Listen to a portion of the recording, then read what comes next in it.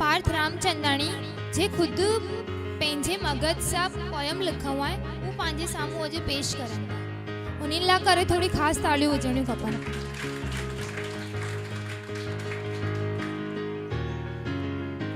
नमस्ते सभिनीनि खे।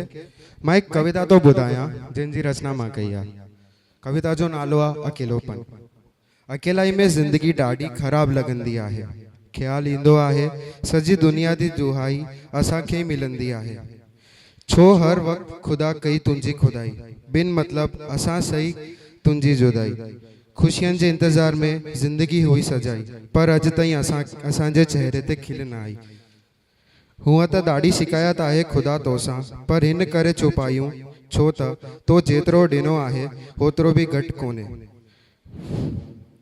कहीं के ॿुधायूं केतिरो दुख आहे दिल में, कीअं ॿुधायूं केतिरो अकेला आहियूं महफ़िल में।